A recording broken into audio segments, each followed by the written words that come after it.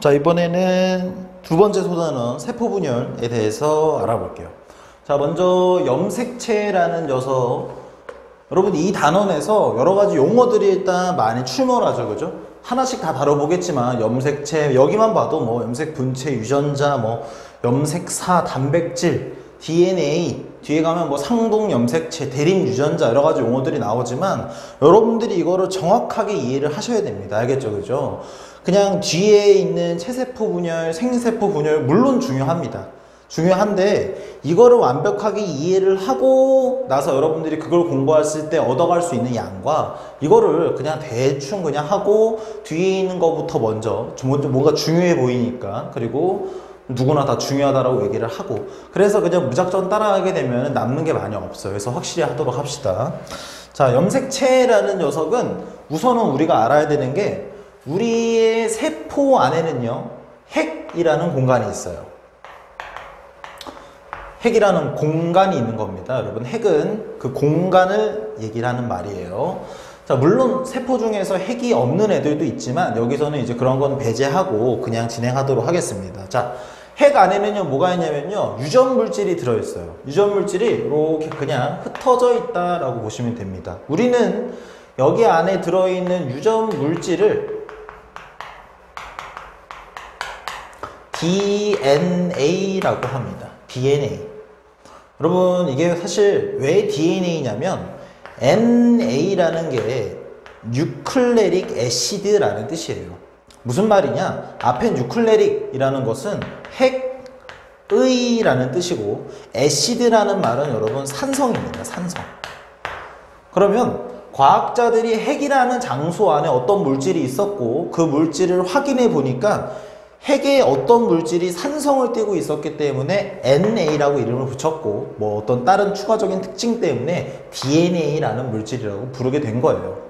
하지만 여러분, 사실 여기 들어있는 건 DNA라고 얘기를 하기보다는 정확하게는 염색사라고 표현을 해주는 게 맞습니다. 그게 바로 이 녀석이에요.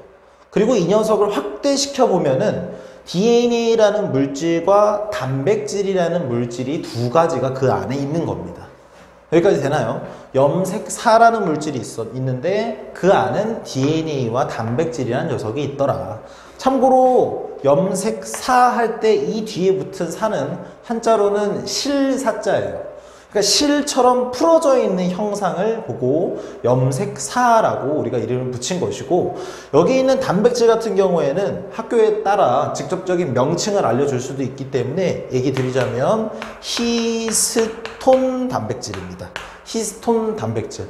이 이름을 알고 있냐 모르냐가 중요한 게 아니에요. 단백질이 이 안에 있냐 없냐가 중요한 겁니다. 자, 됐고, 그 다음에 DNA라는 물질, 뭔진 모르겠지만 A가 뜻이 뭐라 그랬습니까? 산성이었죠. 얘는 뭔진 모르겠지만 산성을 띠는 물질이고, 그 DNA라는 녀석을 파헤쳐 봤더니 유전자라는 녀석이 그 안에 들어있더라 라는 겁니다. 그래서 우리가 요 안에 염색사를 파헤치면 그 안에 뭐가 들어있어요? 여기 DNA와 그 다음에 단백질이 들어있었고, 그죠? 이 DNA 안에 유전자가 들어있더라.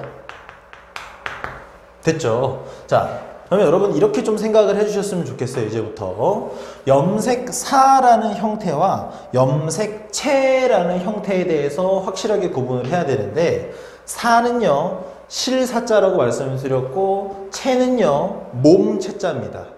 여기서 이제 웬 갑자기 몸이냐라고 할 수 있겠지만, 실이라는 녀석이 똘똘똘똘 뭉쳐서 하나의 덩어리를 형성하고 있는 것이 염색체라고 보면 되겠어요. 자, 그러면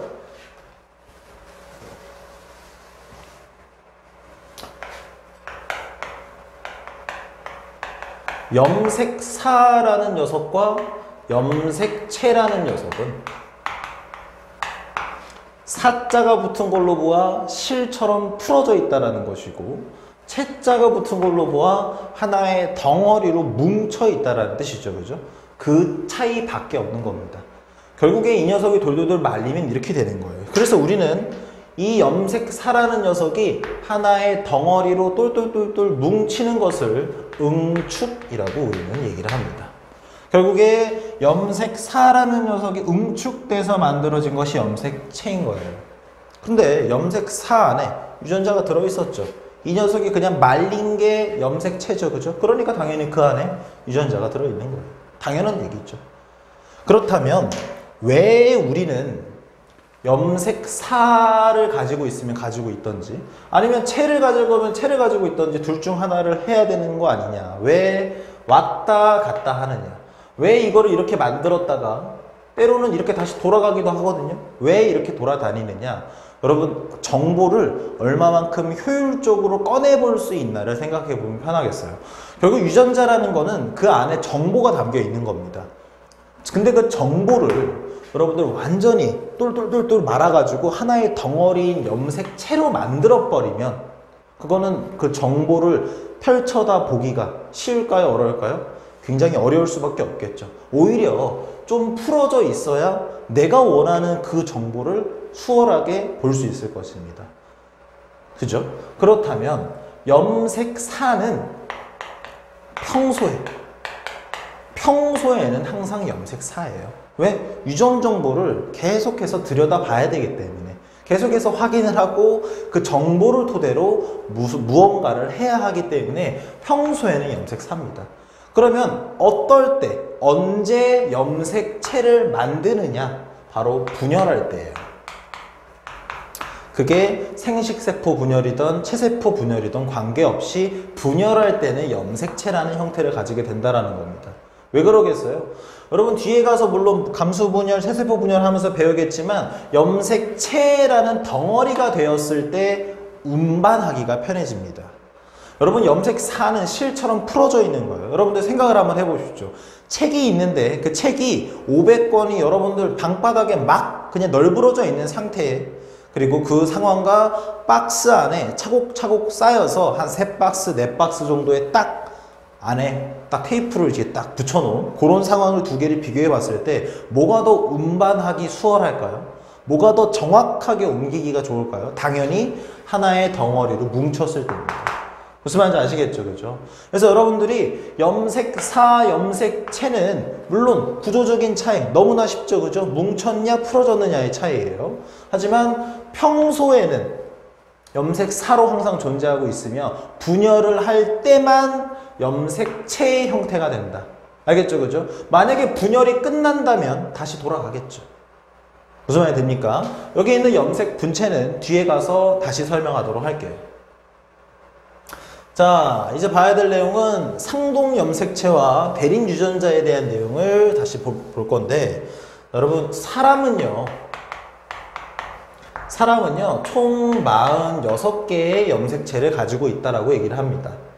이 46개는 2개가 한 개의 쌍을 이루고 있다라고 얘기를 해요. 그렇게 되면 여러분 총 몇 쌍이 있겠습니까? 23쌍이 있겠죠. 그죠? 2개가 한 쌍을 이루고 있으니까. 근데 여러분 한번 생각을 해봅시다. 46개가 2개가 한 쌍씩 짝을 짓고 있다. 여러분 아무 연관성도 없는데 그냥 무조건 짝을 지었을까요? 그렇지 않아요. 어느 정도의 공통점이 있고 이 두 녀석을 하나의 쌍으로 묶일 만한 근거가 있기 때문에 이 둘을 한 쌍으로 묶은 겁니다. 그래서 우리는 이 2개가 한 쌍으로 묶은 기준이 뭐냐 라고 한다면 바로 염색체의 크기 그리고 전반적인 모양이에요. 됩니까? 그래서 상동 하면은 뭡니까? 모양 상자입니다. 모양이 똑같다. 염색체가 46개가 있는데 모양이 똑같은, 모양이 굉장히 흡사한, 비슷한 녀석이 각 2개가 한 쌍씩 탁탁탁탁 묶여 있다라는 얘기예요. 그래서 우리는 그 2개, 그 한 쌍을 상동 염색체라고 우리가 부르는 겁니다. 무슨 말이 됩니까? 그럼 이제 사람의 것을 한번 간단하게 그려보자면, 전부 다 그리진 못하죠. 46개니까. 그리자면 이렇게 생긴 게, 비슷하게 생긴 게 요렇게가 한 쌍.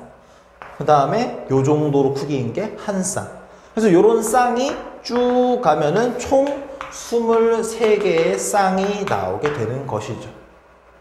되죠? 물론 뒤에 가서 더 하겠지만 상동 염색체 중에 둘 중에 하나는 그리고 나머지 하나는 각각 엄마와 아빠한테 따로따로 받은 염색체입니다. 만약에 오른쪽에 있는 것을 아빠한테 받은 거라고 한다면은 왼쪽에서 온 거는 엄마한테 받은 게 되는 거예요. 그럼 오른쪽에 있는 게 아빠 거니까 이것도 아니에요. 절대 그렇지 않아요. 왜요? 이거는 그냥 나열했을 뿐이지 오른쪽에 있는 게 아빠 거, 아빠한테 받은 거라고 확정적으로 한 게 아니기 때문에 함부로 그렇게까지는 얘기할 수 없습니다. 여기까지 되죠. 그 다음에 대립유전자입니다. 자, 대립유전자는 상동 염색체 세트 위에 있는 두 개의 유전자를 얘기를 해요. 자, 여러분 예를 들어서 여기 보게 되면은 털색 유전자를 예시로 들고 있는데, 자, 왼쪽에는 지금 검은색 유전자, 오른쪽에는 검은색 유전자가 들어있습니다. 아니, 그 전에 딱 봐도 여러분 왼쪽과 오른쪽 염색체 하나와 오른쪽 염색체 하나 크기와 모양이 똑같죠, 그죠? 이 둘은 상동 염색체예요. 그리고 그 두 개의 상동 염색체에 같은 위치에 있는 두 개의 유전자를 세트로 우리는 대립 유전자라고 부른다. 그런데 아무거나 그냥 막 대립 유전자가 아니라 보면은 같은 털색에 대해서 지정을 해요. 같은 털색.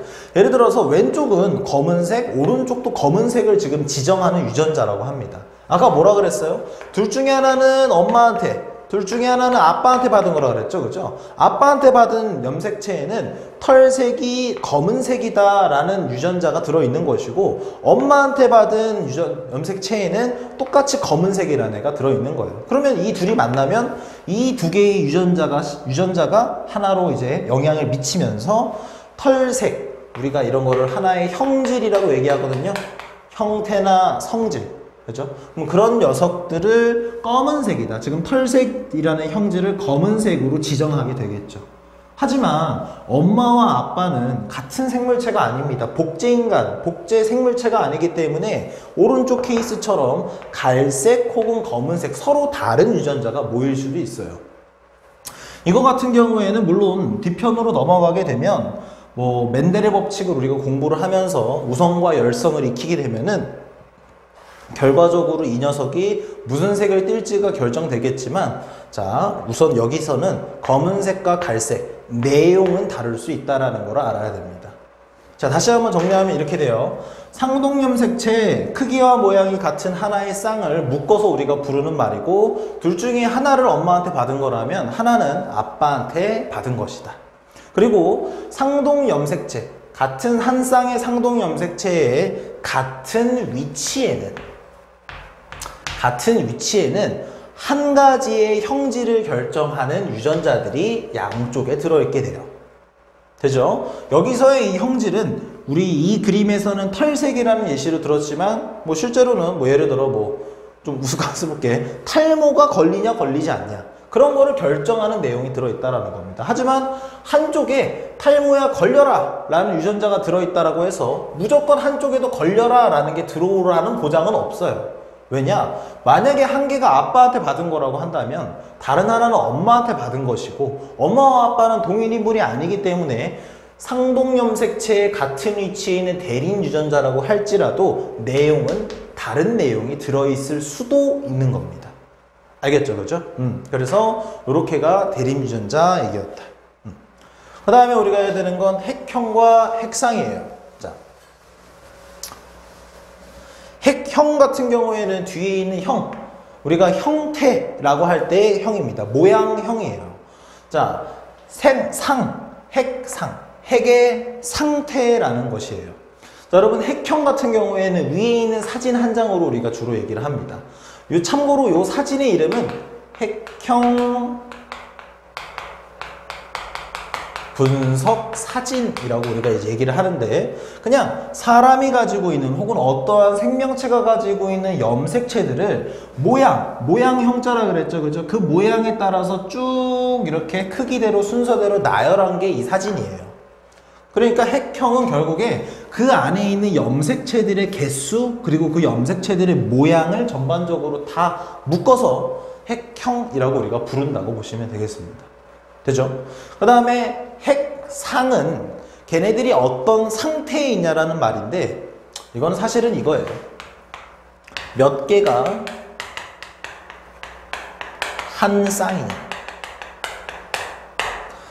염색체 몇 개가 한 쌍을 이루고 있느냐였어요. 여러분 아까 방금 전에 사람을 예시로 얘기를 했을 때는 사람은 46개의 염색체를 가지고 있고 2개가 한 개의 쌍을 구성하고 있다라고 우리는 얘기를 했죠. 그죠? 그러면 사람 같은 경우에는 핵쌍을 우리가 뭐라고 표현하냐? 2개가 한 쌍을 이루고 있다. EN이라고 우리가 적습니다. EN.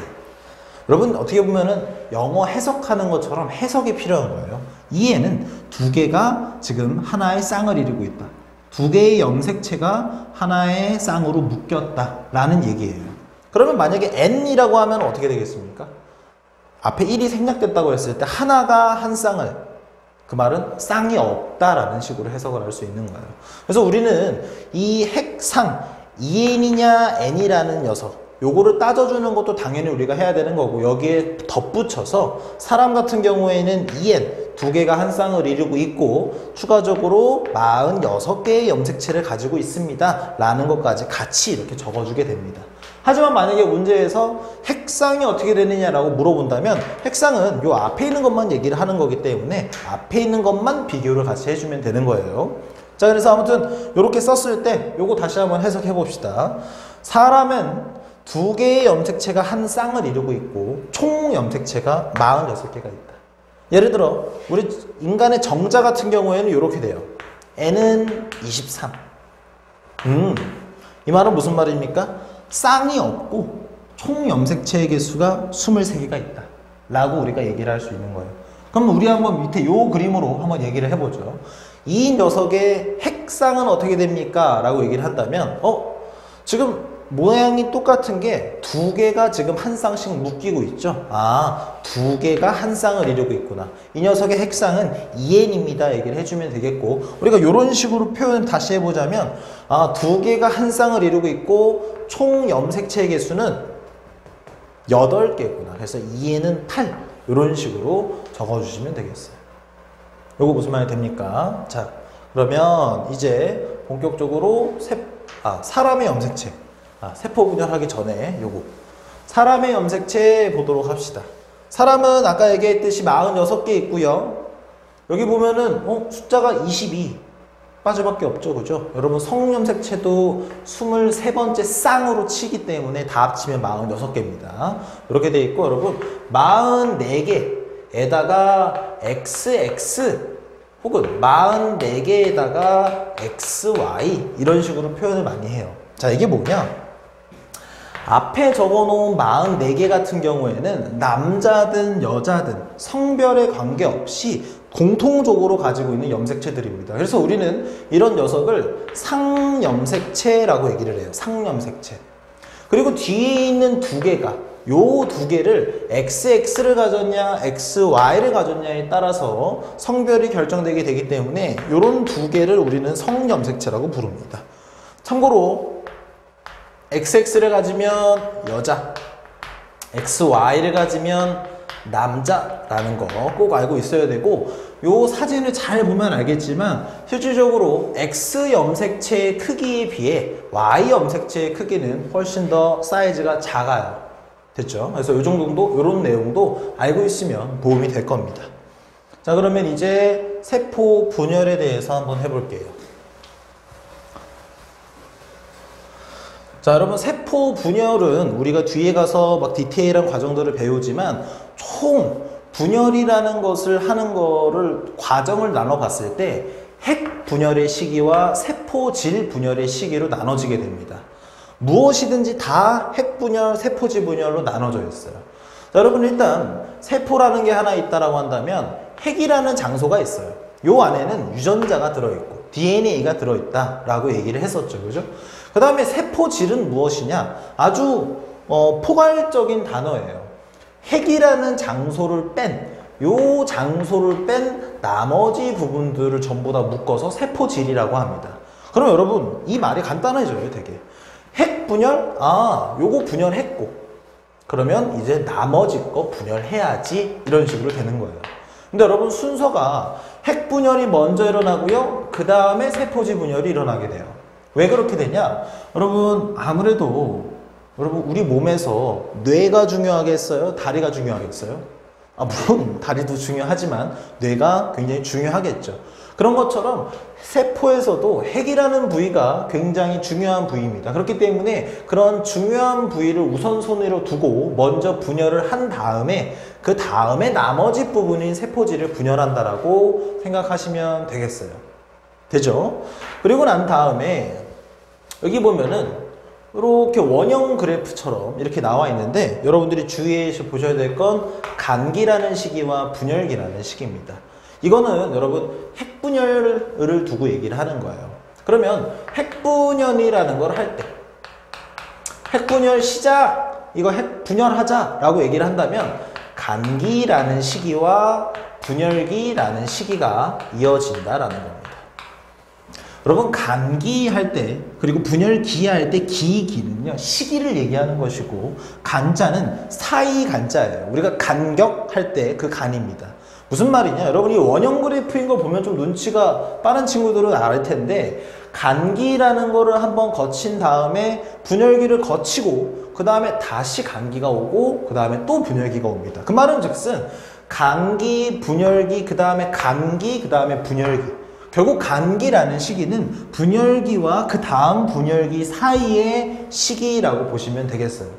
그리고 그래프를 봐서 알겠지만 간기라는 시기가 분열기라는 시기에 비해 압도적으로 시간이 깁니다.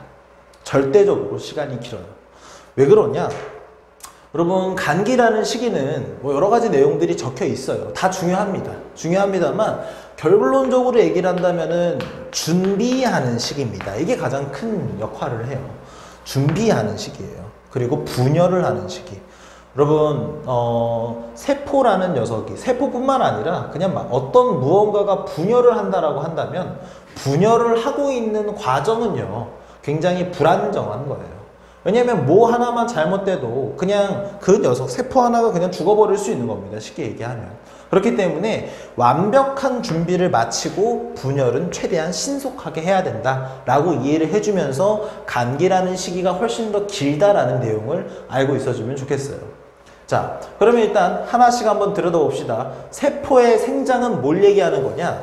여러분은 실제로 요런 세포 요 하나가 분열을 하면요 우리가 요렇게 돼요. 너무나도 상식적이죠, 그죠? 작아진다라는 겁니다.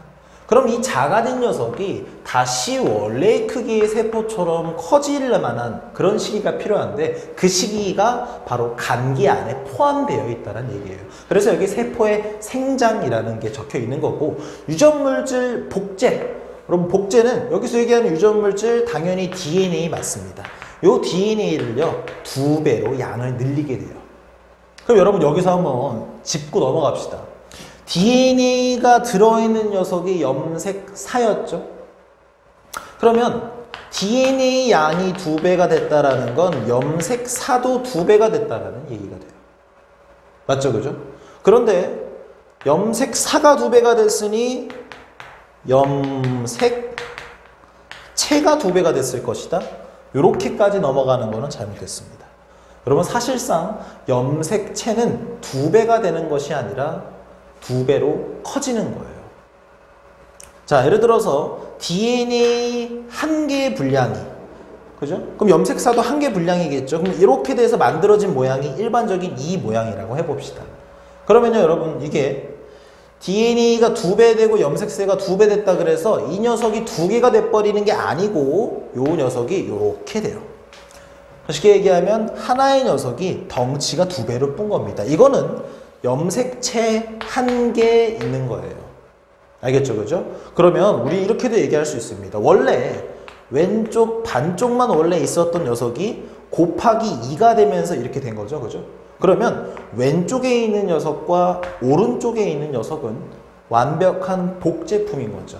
그렇기 때문에 왼쪽에 있는 녀석이 스몰 a, 오른쪽에 있는 녀석이 스몰 b라고 한다면 스몰 a와 스몰 b는 완전히 유전적으로 일치하게 되는 겁니다. 완전히 복사본이라는 거예요. 복사본. 무슨 말이 됩니까? 우리는 이런 a와 b를 각각 염색 분체라고 부릅니다. 왜 그러냐면 여러분 분 빼고 읽어보세요. 그냥 염색체죠, 그죠? 요 가운데 들어있는 분이라는 것 자체가 한자로 하면은 나눌 분입니다. 나눠지다라는 거예요. 결국에 A랑 B라는 녀석은 세포분열 과정을 우리가 배워보면 알겠지만 나눠집니다. 찢어지게 돼요. 그래서 그냥 염색 분체라고 부르는 겁니다. 그래서 DNA가 2배 되는 거, 감기라는 시기에서 유전물질 복제하면서 DNA가 2배가 되는데, 그러면 염색사도 2배가 된 것이고 염색체의 개수가 2배가 되는 게 아니라 덩치가 2배로 되는 것이다. 그렇게 2배가 되었을 때 각각의 나눠질 하나하나의 조각들을 우리는 염색 분체라고 부른다라는 거 꼭 기억을 해두시고, 그 다음에 세포 분열 준비한답니다. 뭐 당연히 준비해야 되겠죠. 분열 시작하니까. 그리고 세포 분열을 한다라는 얘기예요. 그래서 여러분 이렇게 세포 분열이라는 거는 생식 세포 분열이든 체세포 분열이든 다 어디든지 포함이 되는 겁니다. 그럼 그 중에서 체세포 분열을 한번 봐보도록 할게요. 자,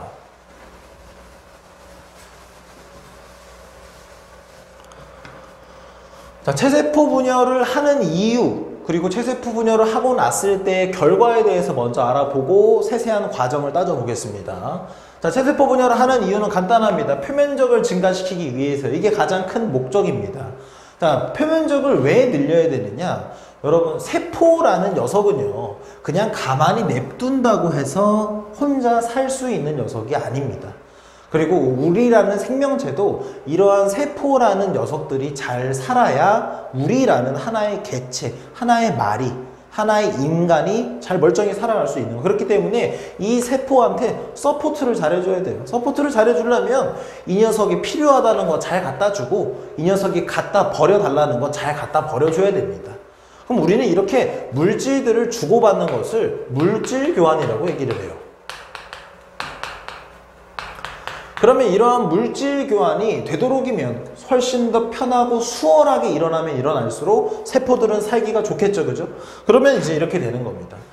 세포라는 녀석이, 요만한 녀석이 단순히 덩치만 커지게 된다면 오히려 물질을 교환할 수 있는 겉면적, 표면적은 이 녀석이 분열을 해서 개수가 많아졌을 때보다 더 적어요. 그래서 개수를 늘리는 게 표면적을 늘리는 것이고, 표면적을 늘려야 훨씬 더 원활한 물질 교환을 할 수 있다. 되죠? 그러면 우리가 체세포 분열이라는 거를 도대체 왜 하느냐? 그래, 표면적을 늘리려는 건 알겠다. 왜 하냐? 생장, 크기 위해.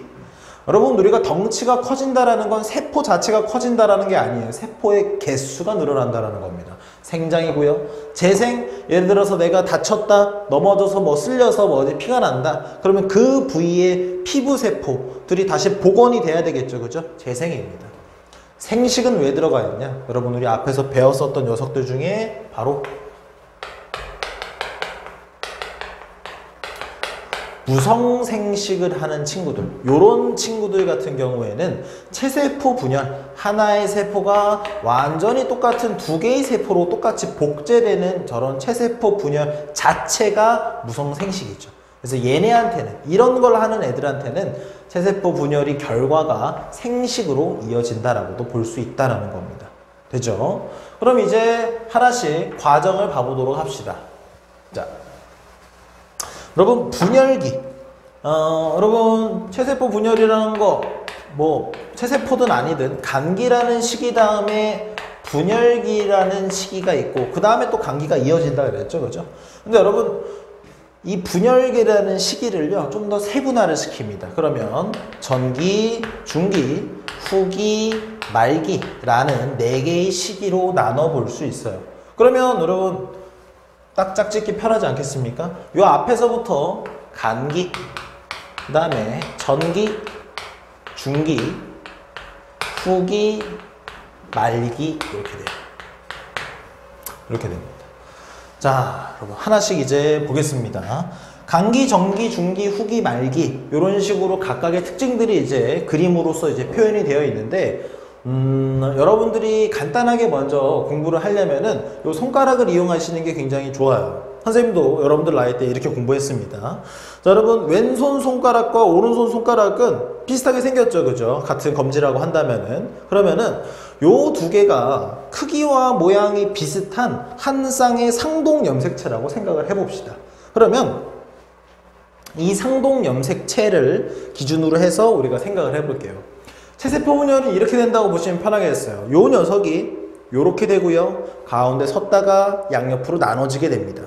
다시 해볼게요. 상동 염색체 한 쌍만 두고 얘기를 하는 겁니다. 사람은 46개, 23개의 쌍이 있는데 그 중에서 한 쌍만 표현해보는 거예요. 요 쌍이 요렇게 돼서 이렇게 돼서 찢어집니다. 자, 정리를 해보면 이렇게 되겠어요. 세포라는 녀석에 기본적으로 손가락이 이렇게 두 개 있었고요. 요 두 개의 녀석이 이렇게 되는 겁니다. 이렇게 되는 거예요. 그리고 요 두 녀석이 가운데에 나열되게 됩니다. 이렇게 나열되게 되고요. 요 녀석이 나눠지게 되는 거예요. 두 녀석으로 하나하나 하나하나 이렇게 나눠지게 됩니다. 색칠 한번 해볼까요? 만약에 두 개의 손가락 이렇게 묘사를 했을 때 둘 중에 한 녀석만 노란색으로 칠해 볼게요. 오른손이라고 한번 해봅시다.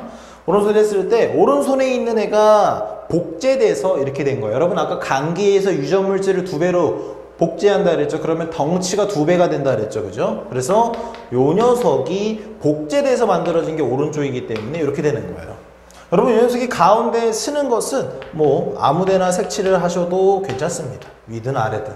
그런데 여러분 잘 생각해 보면은 요 녀석이 이렇게 찢어지는 거죠. 찢어집니다. 여러분 요거 아까 각각 하나씩 뭐라 그랬어요? 그렇죠. 염색 분체라 그랬죠. 분체할 때 분이 나눠지다라는 분이었고 그 말은 즉슨 왼쪽에 있는 녀석과 오른쪽에 있는 녀석이 나눠진다라는 거예요. 그러면 나눠져서 요 녀석과 요 위에 있는 녀석이 찢어지겠죠. 요렇게 둘이 하나로 들어갑니다. 그럼 요렇게 하나씩 이렇게 들어가게 돼요. 그럼 여러분 결과적으로 처음에 있는 세포와 완전히 똑같은 두 개의 세포가 만들어진다는 것을 확인할 수 있습니다. 체세포 분열이란 이런 것이에요. 자, 그러면 일단 하나씩 세부적인 과정을 한번 이제 봐볼게요. 자, 먼저 요렇게 해서 요렇게 가는 거. DNA의 양이 DNA가 2배로 복제되었구나. 복제되니까 이렇게 홀쭉했던 녀석이 뚱뚱해졌네요. 그죠? 절대 염색체의 개수가 2개였다가 4개가 된 게 아닙니다. 염색체의 개수는 그대로고 살찐 거예요. 쉽게 얘기하면. 알겠죠? 그죠? 이렇게 되는 거. 그리고 이 녀석이 가운데에 씁니다. 근데 가운데를 우리가 그냥 가운데라고 얘기하진 않고 조금 정확하게 표현하자면 적도면에 나열된다. 여러분 적도라는 게 뭡니까? 지구에서 뭐 위도 0도를 적도라 그러잖아요. 그냥 한 가운데 선이라고 보시면 되겠어요. 물론 실제로 우리가 눈에 보이는 선은 아닙니다. 그냥 가운데에 배열된다라는 거예요. 배열이 된 다음에 찢어집니다. 근데 누구끼리 찢어지는 거죠? 누구끼리 이별하는 겁니까? 그렇죠. 염색 분체끼리 나눠지는 거예요. 됩니까? 그래서 위에 있는 염색 분체, 아래에 있는 염색 분체 이렇게 세트로 묶여서 일로 들어가고 묶여서 일로 들어가고 그래서 두 개가 만들어지는 것이다. 자, 보게 되면 이렇게 되는 거예요. 이제 중기라는 시기가 이렇게 맞물리는 겁니다. 이렇게 가운데에 나열을 하는 것이죠. 근데 여러분 여기 전기라는 시기를 아니다. 맨 앞에서부터 다시 해보죠. 자, 간기라는 시기입니다. 간기에서 전기로 넘어가려고 하는데 여러분 간기에서 일어나는 일이 뭐였어요? 염색체 아니 DNA 양이 2배가 되는 것이었죠. 근데 요 상태에서 이렇게 우린 2배 된다고 그랬죠. 그죠? 사실은 이 그림은 잘못된 그림인 거예요. 우리가 이해를 돕기 위해 이렇게 그릴 뿐인 거고 실제로는 DNA가 2배 되는 그때는 여러분 염색체가 없습니다. 여러분 맨 처음에 요 강의 맨 앞에서 염색사, 염색체 두 녀석 우리 공부했었죠. 그죠? 염색사는 그 안에 있는 것을 펼쳐보기 좋은 형태이고 염색체는 무언가를 옮기기 좋은 형태라고 얘기를 했어요. 그러면 DNA 양, 거기 안에 있는 정보를 2배로 복제를 해야 되겠죠. 그죠? 그럼 복제를 하려고 한다면은 염색사처럼 풀어있는 상태에서 복제하는 게 편할까요? 아니면 다 똘똘똘 뭉친 상태인 염색체가 편할까요? 당연히 염색사입니다. 그렇기 때문에 요 간기에는요, 아직까지 염색 4의 형태로 안에 들어있게 되는 거예요. 그리고 핵이라는 딱 경계도 뚜렷하게 있습니다. 이 안에서 지금 2배가 되고 있는 거예요. 그리고 2배가 딱 됐을 때 이제 분열을 시작하게 되는데, 분열을 시작한다라는 건 유전 정보라는 거를 나눠준다라는 거죠. 왜? 이 세포와 이 세포한테 나눠줘야 되잖아. 그렇기 때문에 염색체의 형태가 이제 드디어 보이게 되는 겁니다. 그래서 여러분, 요 시기를 기준으로 요렇게는 분열기고 요 앞에는 간기죠. 그죠? 그러면 분열기부터 염색체가 보이기 시작하는 거예요. 그리고 나서 방추사라는 실도 만들어지기 시작합니다. 염색사, 방추사 다 실이라는 거예요. 그러면 가운데 쭉 얘네들이 나열이 됩니다. 어떻게 나열이 되겠어요? 당연히 막고 있었던 핵막이라는 이 막이 없어지고 얘네들이 자유롭게 세포에 쫙 일렬로 쓰는 겁니다. 그렇게 됐을 때 방추사라는 녀석이 다 달라붙게 되고 이 녀석을 양쪽으로 끄집어 당기는 시기가 바로 후기예요. 끄집어 당깁니다. 그러면 어디로 끄집어 당기냐라고 얘기한다면 끝으로, 양쪽 끝으로 당깁니다. 양극이라고 얘기를 합니다. 양극으로 당기게 돼요. 그리고 나서 당기고 나서 여기 그림상으로는 요렇게 하나의 핵, 요렇게 하나의 핵, 그래서 핵이 2개가 만들어지고 있는 모습이 보이는 게 바로 말기예요. 무슨 말이 됩니까? 자, 다시 한번 정리를 해보겠습니다. 왼쪽에 있는 녀석, 핵막이 보이네. 간기다. 왜? 분열기라는 시기는 염색체들이 보이고 핵막은 없어지거나 이제 막 생기는 과정이기 때문에 이 시기는 간기. 그러면 간기이기 때문에 당연히 염색사의 형태로 존재하고 있을 것이고, 지금 그 안에서 DNA의 양은 2배가 되고 있을 것이야. 그런 다음에 이제 전기입니다. 전기라고 우리가 이름 붙이는 순간부터 지금 이 시점을 경계로 분열기가 시작됐구나. 그럼 분열기가 시작됐기 때문에 염색사라는 녀석을 염색체라는 녀석으로 바꿔주는 걸 뭐라고 했죠? 그렇죠. 응축이라고 얘기를 했죠. 응축이 되고 그 다음에 양쪽에서 방추사라는 녀석 만들어지기 시작하고, 그죠? 그리고 나서 핵막, 핵을 두르고 있었던 막이 슬슬 없어지기 시작하더라. 그죠? 없어진 다음에 중기라는 시기에 드디어 애들이 염색체가 쫙 적도면에 나열하게 됩니다. 그리고 방추사라는 녀석과 이 둘이 붙게 돼요. 자, 여러분 중기에서 우리 하나 알고 있어야 되는 특징, 여기다가 관찰하기 매우 좋다. 관찰하기 매우 좋다.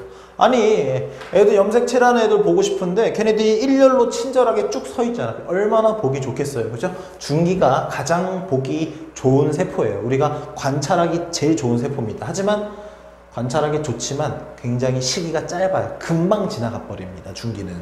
자, 그 다음에 후기는 양옆으로 끌고 가는 거예요. 아까 양쪽에서 연결되었던 방추사라는 실이 당겨서 이 녀석들을 양극으로 이동을 시키는 겁니다. 되죠? 그런 다음에 여기에서는 핵이라는 녀석이 나눠졌네요. 나눠지고 나서 따로따로 이제 묶이는, 따로따로 이제 핵막이 생기면서 포장되는 이런 단계 말기라고 한다. 알겠죠? 그죠? 그럼 여러분 여기까지가 핵분열 끝난 거예요. 핵분열. 그럼 여러분 핵분열 끝났으니 그 다음에 뭐 해야 되겠습니까? 당연히 세포질 분열 하겠죠.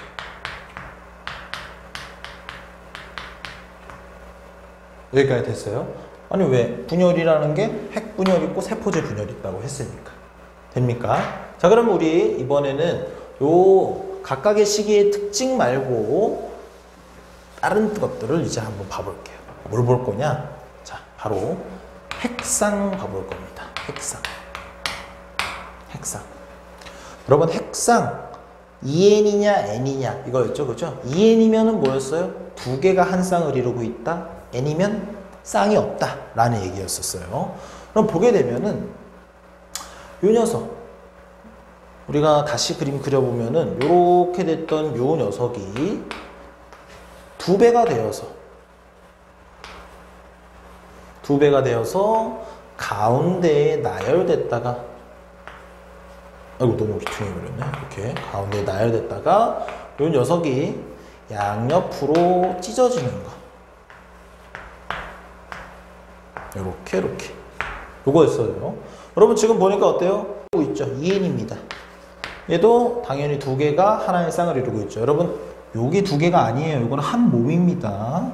2n 그 다음에 여기도 당연히 두 개가 한 쌍, 여기도 끝까지 다 두 개가 한 쌍씩을 이루고 있네요. 되죠? 그럼 이번엔 뭐 해볼 거냐면은 DNA의 양을 해볼 거예요. DNA 양. DNA 양을 해본다면 여기 만약에 DNA 양이 2였다라고 한다면 요거는 당연히 이게 덩치가 2배로 DNA 복제를 해서 2배 된 거니까 4가 되겠고 4가 되겠고 2가 되겠고 2가 되겠다. 여러분 좀 수월하게 만약에 하려면 처음에 느낌이 확 안 하다 하면 염색 분체의 개수를 세도 괜찮아요. 상관없습니다. 그래서 이런 식으로 된다라는 거. 만약에 염색체의 개수를 세라 라고 한다면 사람이라고 한다면은 여기는 당연히 사람이니까 46개 있었을 것이고 여긴 몇 개 있겠어요? 덩치가 2배 된 겁니다. 절대 92개가 아니에요. 덩치가 2배로 된 거기 때문에 그대로 46개. 그대로 46개. 이거는 그럼 어떻게 해야 되지? 뭐긴 뭐예요? 덩치가 2배 됐던 게 다시 원래 모양으로 돌아온 거잖아요. 그죠? 당연히 46개, 46개 이런 식으로 될 것이다. 되나요? 그래서 이거를 간단하게 그래프로 그리면 주로 이렇게 많이 표현을 합니다. 자, 이렇게 돼서 가로축이 이제 분열하면서 이제 시간 따라 흘러가는 거고요. 세로축이 DNA의 양이라고 했을 때 맨 처음에 우리 2에서 시작했죠. 그죠? 2에서 시작했다가 2에서 가다가 갑자기 4로 뜁니다. 그죠? 4로. 왜? DNA 양이 2배로 복제되었기 때문에. 언제? 간기라는 시기에서. 그래서 4로 가다가 다시 2로 2개로 나눠지면서 떨어지죠. 그죠? 요렇게 떨어지는 거. 이런 식으로 그래프가 그려지면 DNA 양 그래프가 이렇게 그려지면 체세포 분열을 얘기하는 거구나 알아주면 되겠다. 무슨 말이 됩니까? 여기까지 됐나요? 자, 그러면은 이제 우리 핵분열 했으니까 그 다음에 세포질 분열해야 되는데 여러분 세포질 분열은 되게 단순해요. 지금 이 그림은요 딱 봐도 식물세포의 분열입니다. 왜 그러냐? 딱딱한 세포벽이 있기 때문에.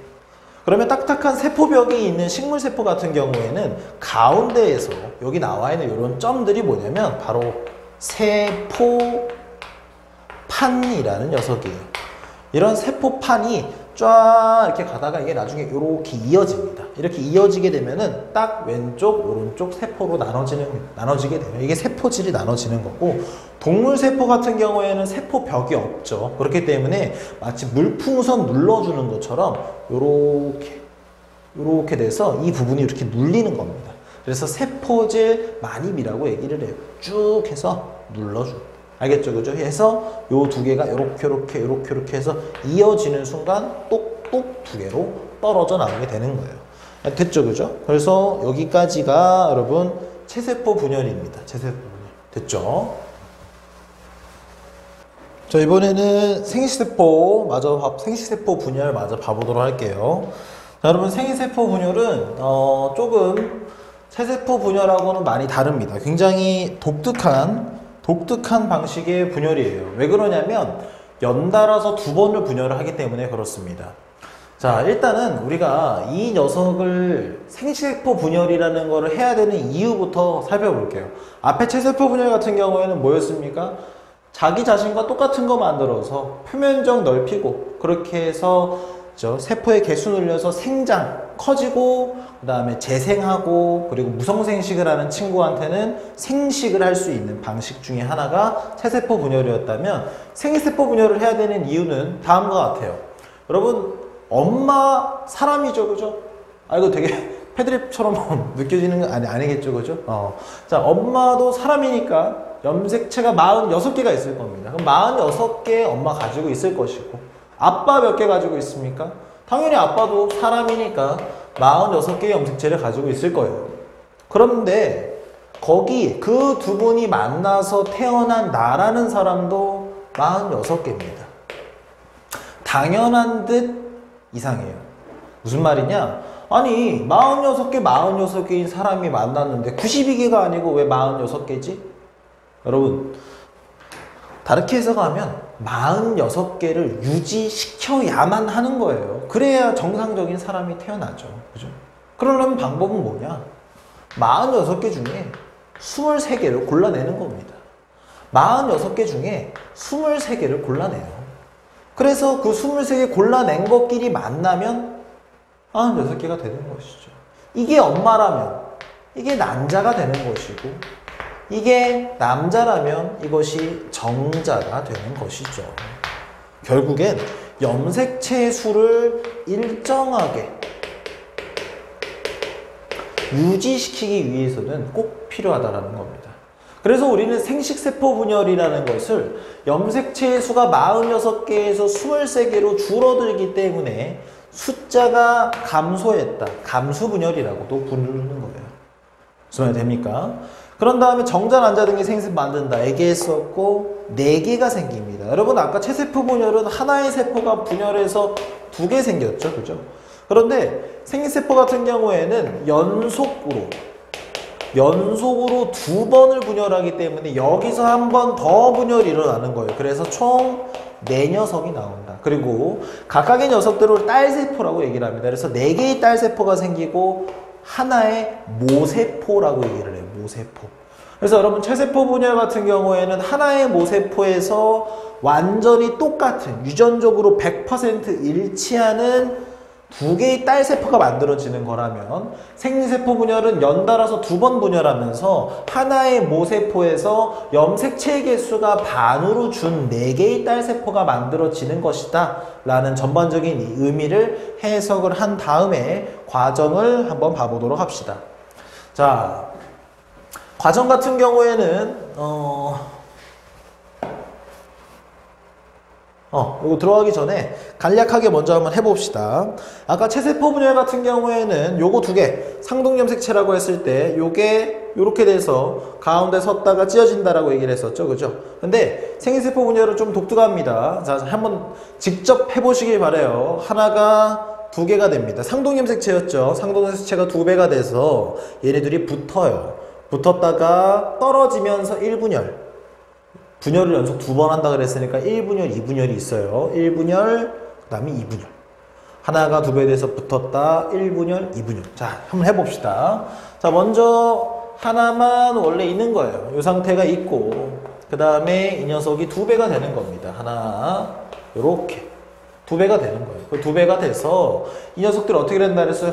붙는다 그랬죠. 하나가 2개 돼서 붙어버려요. 붙어서 어떻게 되냐? 그림이 이렇게 그죠? 붙었습니다. 그냥 붙어요. 그런 다음에 나눠지는 거예요. 어떻게 나눠지냐? 이렇게 나눠집니다. 나눠지고 또 나눠져요. 이렇게 4개가 만들어지겠죠, 그죠? 하나, 둘, 셋, 넷 이렇게 되는 겁니다. 되죠? 한번 색칠 한번 해볼까요? 앞에서 했던 것처럼 둘 중에 엄마한테 받은 거 노란색으로 색칠해 봅시다. 노란색으로 색칠해봐요. 그러면은 노란색인 녀석, 오른쪽에 있는 녀석이 지금 2배가 된 거기 때문에 요렇게가 다 하나라고 보면 되겠죠. 여러분 절대 오해하지 말라 그랬어요. 염색체가 2개가 된 게 아니라 염색체의 개수는 그대로고 그 안에들은 DNA 양이 2배가 되면서 무슨 시기에서 간기라는 시기에서 2배가 되면서 덩치가 2배가 된 것이다. 그리고 이 둘이 그냥 붙었기 때문에 이렇게 된 겁니다. 자, 여러분 그러면 이 둘은 누구끼리 붙은 걸까요? 아까 얘네 둘이 뭐였죠? 상동염색체였죠. 크기와 모양이 똑같은. 얘네 둘이 상동이죠. 얘네 둘이 붙었죠. 상동끼리 붙은 겁니다. 그리고 누구끼리 떨어졌죠? 하나, 둘 붙었다 떨어졌죠. 상동끼리 붙었다 떨어지는 겁니다. 그래서 그냥 둘 중에 하나가 아예 통째로 한쪽으로 건너오는 거예요. 물론 위에다 색칠하셔도 상관은 없습니다. 그래서 얘가 찢어지는 거니까 요렇게가 되겠죠. 됩니까? 그러면 이렇게 되는 거예요. 여기서 여기로 가는 거는 지금 시기상 간기인가 보구나. 간기이면서 DNA의 양이 곱하기 2가 되었구나 라는 사실 알아낼 수 있고, 그 다음에 요렇게 붙었다가 처음 보는 독특한 모양이죠. 이름이 있어요. 누구끼리 붙은 거? 덩치가 2배 된 상동 염색체들끼리 탁 하고 붙은 거. 우린 요거를 이가 염색체라고 합니다. 이가 염색체라고 해요. 그리고 나서 1분열, 감수 1분열이 일어나는 거예요. 첫 번째 분열이라는 소리죠. 그런데 중요한 건 뭡니까? 1분열은 누구끼리 찢어지는 거예요? 얘네는 누구끼리 붙은 거였죠? 그렇죠. 상동끼리 붙었죠. 그럼 누구끼리 찢어지는 겁니까? 그렇죠. 상동끼리. 상동끼리 찢어지는 게 1분열입니다. 그럼 여러분 2분열은? 얘네 둘이 뭐였어요? 그렇죠. 2분열은 분체끼리 찢어지는 것이 두 번째 분열이었죠. 됩니까? 여기까지. 자, 그러면 이제 우리 앞에서 했었던 요 간기 요거 잠깐 지우고 우리 핵상 따져봅시다. 여기 상동염색체 두 개가 한 쌍을 지금 이루고 있죠, 그죠? 2n입니다. 두 개가 한 쌍 이루고 있으니까. 얘 어때요? 아니 여기 상동 똑하니 한 세트씩 있는데 2n. 당연히 있는데 뭐 2n. 얘는요? 그렇죠. n입니다. 왜 그럴까요? 여러분 누구끼리 떨어졌습니까? 상동끼리 떨어졌죠. 여러분 상동 염색체가 하나로 묶여 있어서 우리가 한 쌍이라고 불렀는데 걔네들끼리 이별했으니 더 이상 쌍이 없잖아요. 그죠? n이에요. 그리고 당연히 여기도 이미 이별을 했기 때문에 계속 n이죠. 다 n입니다. 다 n이에요. 와, 2n짜리 세포가 두 개가 한 쌍을 이루고 있었던 세포가 n짜리로 바뀌었네요. 한번 DNA 상대량을 한번 해보겠습니다. DNA 상대량. DNA 양이 여기를 2였다라고 한번 해봅시다. 그러면은 간기에서 DNA 양 2배 됐으니까 4라고 하면 되겠죠. 그죠? 그럼 여기도 당연히 4입니다. 요거는요? 2죠. 왜? 반으로 줄었잖아요. 반이 떨어져 나갔으니까. 그죠? 요거는요? 또 반의 반이 됐네. 1이네. 1. DNA의 양은 2배가 됐다가 1분열에서도 반일이 되고 2분열에서도 반이 되네요. 여러분 이 반으로 준다라는 거 우리가 좀 괜찮게 표현하면은 반감된다고 얘기를 해요. 반감. 반으로 감소된다라는 뜻입니다. 그 다음에 염색체 개수 한번 해봅시다. 46개 있었겠죠. 사람이라고 한다면. 그대로 46개입니다. 그대로 46개예요. 왜? 그대로 상동 염색체들이 세트로 다 붙어 있는데 뭐. 여기 몇 개일까요? 그렇죠. 23개입니다. 왜요? 상동끼리 나눠줬잖아요. 아니 상동이라는 거 자체가 옛날에 그거 아니었어요. 요렇게 크기와 모양이 같은 거 얘 하나 묶어서 한 세트 상동 아니었습니까? 그런데 얘네 둘이 나눠줬다라는 것은 23개라는 거죠. 여기도 11.5? 아니 23개 23개 23개 23개 왜요? 당연히 덩치가 2배였다가 반쪽으로 준 거니까 이렇게 되는 것이죠. 무슨 말이 됩니까? 자, 그러면 여러분 전체적인 큰 그림을 먼저 봐야 됩니다. 생세포 분열에서는 이게 굉장히 중요해요. 자, 보세요. 핵상은요. 결과적으로 반으로 줍니다. 근데 언제 반으로 줄었냐? 상동끼리 나눠줄 때 감수 1분열 첫 번째 분열할 때 2n에서 n이 되는 거예요. 2n에서 n으로 줄어버리는 겁니다.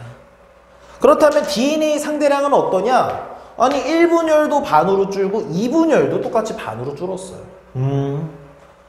여러분 당연히 2n에서 n이 됐다는 건 내 파트너, 내 짝, 나의 크기와 모양이 똑같은 한 쌍의 상동염색체가 찢어졌다라는 거니까 개수도 당연히 반이 되는 건 당연한 얘기겠죠.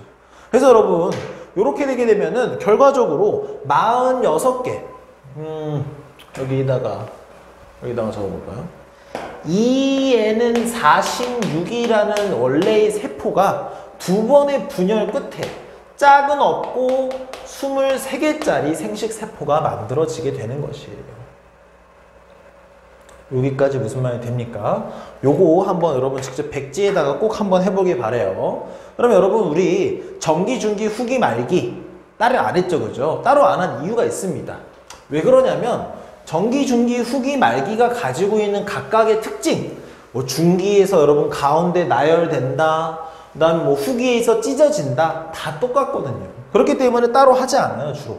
자, 일단 한번 봐봅시다. 위에 있는 거, 아래에 있는 거. 위에 있는 게 1분열, 아래에 있는 게 2분열이에요. 연속적으로 쭉 일어나는 것이죠. 그럼 여기 봅니다. 아, 이가염색체가 이렇게 나오네요. 누구끼리 붙은 거다? 상동끼리 붙은 것이다. 딱 그림 봅니다. 핵막이 있고 염색체라는 녀석이 아직 안 보이네? 아, 간기구나. 이 안에서 지금 DNA 양 곱하기 2배 펌핑하고 있겠구나. 염색체가 이제 보이기 시작하고, 그죠? 염색체가 보이기 시작하고 방추사라는 녀석이 만들어지기 시작하는구나. 아, 전기구나. 전기라는 거는 즉슨 여기서부터 분열기가 시작을 했구나 라는 것이고, 가운데 와우, 이가염색체들이 가운데 쭉 나열되어 있네요. 아, 중기구나. 그리고 나열된 게 찢어지네. 아, 후기구나. 그런데 중요한 건 뭡니까? 누구끼리 찢어지는 거였어요? 상동 염색체들끼리 찢어지는 거죠. 상동끼리 찢어지기 때문에 당연히 두 개가 한 쌍을 이루고 있었던 게 반쪽짜리로 줄게 되는 겁니다. 맞죠? 그리고 나서 말기, 핵이 따로따로 두 개가 생기네요. 그런데 바로 뭡니까? 두 번째 분열에서의 전기가 시작이 됩니다. 그리고 나서 각각의 핵 안에서 중기, 가운데 또 나열을 하고 후기 또 나눠집니다. 그런데 지금 여기서 또 찢어지죠. 누구끼리 찢어지는 겁니까, 이거? 이번에는 염색 분체끼리 찢어지는 것이죠. 그럼 염색 분체라는 게 뭡니까? 하나가 2배 된 거예요. 여러분, 요 한 녀석이 덩치가 2배가 돼서 요렇게 된 겁니다. 여러분, 이거 염색체 몇 개예요? 이거 몇 개였죠? 1개. 이거 1개. 덩치가 2배로 푼 거예요. 이게 다시 원래의 모양으로 홀쭉이가 된 겁니다. 여러분, 이거는 염색체 개수는 그대로 가는 거예요. 되죠? 그죠? 단 DNA의 양만 절반이 되는 것이죠. DNA의 양만. 물론 여기도 DNA 양은 절반이 되죠. 왜? 찢어졌으니까. 자, 그 다음에 여기에 말기까지 하면은 핵이 총 4개가 생기는 것을 볼 수 있죠. 그죠? 요렇게 됐던 2개가 요렇게. 하나가 얘네 둘, 하나가 얘네 둘. 이런 식으로. 됩니까?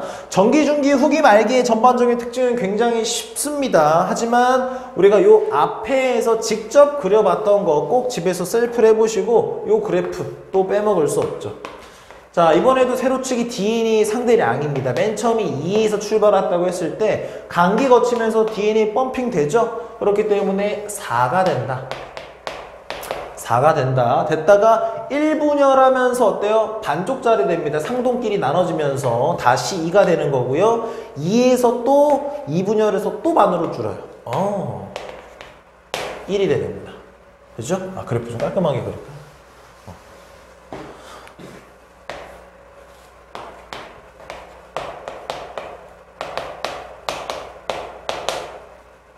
2에서 가다가 4로 꽁충 뛰어 올라서 1분열, 2분열 이렇게 되겠죠. 그죠? 그럼 만약에 여러분 문제 하나 내볼까요? 요거 뭡니까? 만약에 그래프가 뒤에서 더 이어지고 노란색 부분이 기역이라고. 기역에서 무슨 일이 일어났나요? 여기 감수분열 1분열, 2분열 끝났으니까 여기에는 지금 사람이라고 한다면, 동물이라고 한다면 정자, 난자 만들어졌겠네. 그럼 정자, 난자가 다시 DNA 양이 2배가 된다라는 건 다시 간기를 거치는 건가 보다? 아닙니다. 간기는 DNA 양 2배 되는 거 맞잖아요. 물론 맞죠. 근데 그게 여기에는 해당 사항이 없는 거예요. 왜 그러냐? 정자와 난자는요 이미 완성품입니다. 그 완성품이 다시 분열을 시작하진 않아요. 그렇다는 것은 이건 뭐냐? 이 2개가 만난 거. 우리는 그거를 수정이라고 얘기를 하죠. 무슨 말이 됩니까? 그러면 23개를 가진 거, 23개를 가진 사람들끼리 만나 46개, DNA 양이 2배로 다시 늘어나는 거. 맞죠? N과 N이 만나 2N이 되는 거죠. 무슨 말이 됩니까? 요거 꼭 알아주시고, 그 다음에 한번 이 얘기를 마지막으로 하고 그 다음에 이제 실험을 한번 봐보도록 할게요. 자, 그럼 여러분 이렇게 되는 겁니다. 감수 분열이라는 거를 다 배웠어요. 배우고 나서 보니까 엄마라는 사람은 또 하나의 인간이니까 EN 염색체가 두 개가 한 쌍을 이루고 있고 46개의 염색체를 가지고 있을 거고, 아빠라는 사람도 두 개가 한 쌍을 이루고 있고 46개를 가지고 있을 겁니다. 근데 나도 그렇죠. 나도 EN은 46이에요. 나의 염색체도 두 개가 한 쌍을 이루고 있고 총 46개가 있습니다. 상동 염색체가 각 23쌍씩 들어있는 거예요. 됐죠? 근데 여러분, 상동 염색체라는 것 자체가 뭐였습니까? 하나는 엄마한테, 하나는 아빠한테. 그리고 그 두 개의 같은 위치에 있는 두 개의 유전자를 우린 대립 유전자라고 얘기를 했었어요. 그러면 아까 뭐였죠? 46개 그대로 유지하려면 이 중에서 23개 골라낸다. 그게 바로 감수 분열이다. 그리고 결과 만들어지는 게 뭐였습니까? N은 23이라는 엄마의 난자와 N은 23이라는 아빠의 정자가 만나 내가 된다라고 얘기를 했죠. 그죠? 그죠? 자, 봐봐요. 이것만 봐도 왜 나의 상동 염색체, 상동염색 중에 얘들아 하나만 그려볼게요. 요렇게. 왜 요렇게 한 쌍이 하나는 엄마한테 받았는지 하나는 아빠한테 받았는지가 나오는 거예요. 하나가 쌍을 이루고 있다. 즉 쌍이 없는 겁니다. 쌍이 없는 거예요. 엄마의 46개 23쌍이 있었겠죠. 그 23쌍 중에 둘 중에 하나만 골라낸 게 난자, 골라낸 게 정자. 그리고 그 둘이 만났기 때문에 여러분 맨 위에 있는 첫 번째 쌍을 1번 쌍이라고 한다면 그 1번 쌍 둘 중에 하나가 엄마 난자에, 둘 중에 하나가 정자에 들어있기 때문에 정자 난자 만나서 1번 쌍이라는 고스란히 하나의 쌍이 드디어 나한테 만들어지는 것이고, 하나는 엄마, 하나는 아빠한테 받았다라고 우리는 얘기를 할 수 있다라는 거예요. 여기까지 되죠? 자, 그러면 요 마지막에 실험입니다. 이거 시험 문제 잘 나와요. 잘 나옵니다. 자, 학교 내신 시험 준비하는 학생들이라면 무조건 과정 외워주셔야 돼요. 고정이라는 게 뭐 하는지만 알면 되지 않냐? 해리라는 게 뭘 하는 과정인지만 알면 되지 않냐? 아니요. 다 외우세요, 여러분. 무조건 다 외우십시오. 많이 나옵니다, 실제로. 자, 세포 분열을 관찰을 하는데, 만약에 여러분 내가 체세포 분열을 관찰하고 싶어요. 그렇다면 여러분들 거의 대부분 양파 막 뿌리 끝부분 사용하라고 얘기를 합니다. 왜 그러냐면 양파의 뿌리 끝은요, 여러분 생장점이라는 포인트가 있어요. 생장점은 체세포 분열이 그 양파라는 그 몸 안에서 가장 활발하게 일어나는 곳 중에 하나입니다. 그러면은 세포 분열이 왕성하게 일어나니까 그 부분을 떼서 내가 조사를 하면은 훨씬 더 잘 볼 수 있겠죠. 만약에 내가 생식세포 분열을 관찰하고 싶다. 생식세포 분열을 관찰하고 싶다라고 한다면은 어디를 보면 되겠어요? 식물이라면 당연히 꽃, 암술, 수술. 그죠? 거기를 보면 되겠다. 그죠? 그럼 그런 식으로 내가 원하는 거에 맞춰서 재료를 준비해주고, 고정. 여러분, 고정은요, 말이 어렵지만, 앞정으로 그 벽에다가 탁 이렇게 고정시킨다. 그렇게 생각해도 괜찮아요. 고정되면 여러분 움직여요, 못 움직여요? 못 움직이죠. 그거랑 같은 겁니다. 에탄올, 아세트산을 3대1로 혼합한 용액에, 그런 애에 넣어서 세포 분열을 멈추고 그 모습을 유지, 고정시킨다. 알겠죠? 그죠? 자, 해리입니다. 해리는요, 염산에 물 중탕시키 조직을 연하게. 여러분, 세포라는 게 우리가 아무리 얇게 뜯어냈다라고 해도 정말 그게 세포 한 겹일까요? 아니겠죠, 그죠? 그리고 한 겹이 아니고 겹겹이 쌓여있다면 우리가 관찰하는데 훨씬 더 불편할 겁니다. 우리는 최대한 얇게 펴주는 게 좋은데, 세포라는 알갱이가 물 흐르듯이 떠다니고 있겠습니까? 세포끼리도 굉장히 끈끈한 결합이 있겠죠, 그죠? 그런 결합들을 끊어내기 위한 단계, 해리. 염색, 당연히 염색을 시키는 겁니다. 뭘 보려고? 염색체 보려고, 염색사 보려고. 여러분, 여기서의 염색, 머리를 염색하는 염색, 염색체할 때 염색 다 같은 말입니다. 자, 뭘 분리시키냐? 해부침, 지우개. 여러분, 해부침은 침 가지고 찢어내는 거예요. 더 잘게. 지우개는 여러분 뭐 책에 다 그림 나와 있겠지만 주로 나오는 게 연필 뒤에 달려있는 지우개로 톡톡톡톡 두드려서 좀 더 넓게 펴주는 거. 압착, 마지막에 엄지손가락 같은 거로 살짝 꾹 눌러주면서 더 얇게 펴주는 작업. 그런 다음에 관찰하라는 겁니다. 간단하죠, 그죠? 자, 그럼 문제 내겠습니다. 만약에 내가 관찰 실험을 했을 때 딱 현미경을 딱 내가 봤어요. 현미경을 봐서 동그란 화면이 딱 나오겠죠, 그죠? 여기에 딱 100개의 세포가 있었습니다. 만약에. 그렇다면 여러분, 세포 분열이 막 하고 있을 거니까 간기도 있고 그 안에 전기도 있고 중기도 있고 후기도 있고 말기도 있고 막 엄청 다양한 시기의 세포들이 딱 거기 있겠죠, 그죠? 누가 제일 많을까요? 누가 제일 많을까요? 그렇죠, 간기입니다.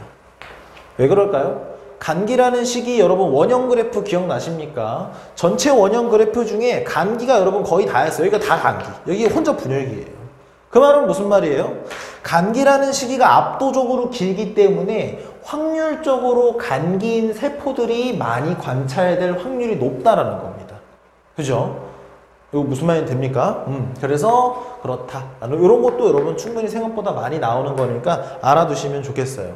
자, 여러분 여기 세포 분열 파트 쉽지 않습니다. 쉽지 않고 어줍지 않게 그냥 그렇구나 하고 넘어가면은 여러분 나중에 시험 문제 좀만 어렵게 나오고 말을 좀만 헷갈리게 문제에서 출제하게 되면은 정말 다 틀려요. 그렇기 때문에 정말 부탁하는 거지만 꼭 개념 확실하게 공부하시고, 특히나 체세포 분열, 그 다음에 생식세포 분열,